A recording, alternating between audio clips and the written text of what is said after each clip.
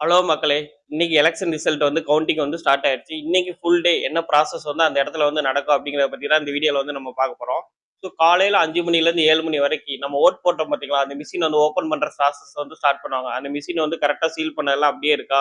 யார் வந்து ஓப்பன் பண்ணியிருக்கா? அப்படிங்கிறதெல்லாம் வந்து செக்கிங் பண்ணுவாங்க. அதுக்கப்புறம் 8 டூ 8:30 1/2 மணி நேரம் வந்து தபால் வாக்குகள மட்டும் தான் வந்து கவுண்டிங் பண்ணுவாங்க. தபால் வாக்குகள வந்து கவுண்டிங் பண்ணிட்டு அதோட ரிசல்ட் வந்து அனௌன்ஸ் பண்ணுவாங்க.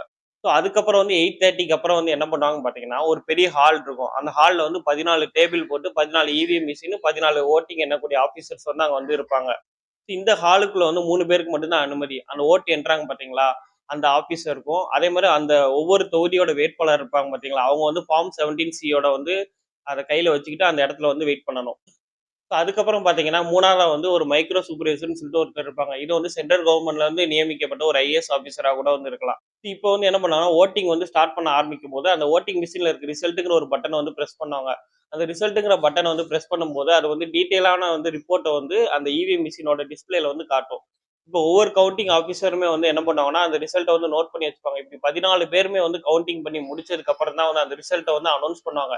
ஓகே. எல்லா இவிஎம் மிஷினோட கவுண்டிங்குமே வந்து முடிஞ்சிருச்சு. இனி ரிசல்ட்ட வந்து அனௌன்ஸ் பண்ணிருவாங்கன்னு பார்த்தீங்கன்னா, இல்ல. இதுக்கப்புறம் இன்னொரு ப்ராசஸ் வந்திருக்கு. விவிபிஏடி அப்படின்னு சொல்லிட்டு ஒரு விஷயம் வந்திருக்கு.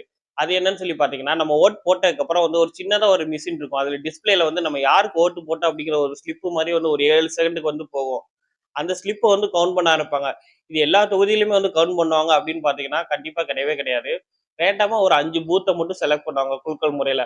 அதுல இருக்கக்கூடிய சீட்டும், அதே மாரி இந்த வோட்டிங் மிஷின்ல இருக்கக்கூடிய கவுண்ட்டுமே வந்து கரெக்ட்டா அப்படின்னு சொல்லிட்டு செக் பண்ணுவாங்க. இன்கேஸ் 2லயுமே ஏதாவது ஒரு மிஸ்மேட்சஸ் இருக்கு அப்படிங்கிற பட்சத்துல வந்து அந்த ஸ்லிப் இருக்கு பார்த்தீங்களா? அத தான் வந்து ஒரு கவுண்டிங் ரிசல்ட்டா வந்து எடுத்துப்பாங்க. ஸோ மக்களே, இதுதான் வந்து என்டையர் ப்ராசஸா வந்து இன்னைக்கு வந்து நடக்கக்கூடிய ப்ராசஸ். நீங்க என்ன நினைக்கிறீங்க? இன்னைக்கு யார் வந்து வின் பண்ணி நம்ம தமிழ்நாட்டோட சிஎம்மா வந்து ஆகப்போறா அப்படின்னு நீங்க நினைக்கிற அந்த ஒருத்தரோட நேம் வந்து கமெண்ட்ல வந்து சொல்லுங்க.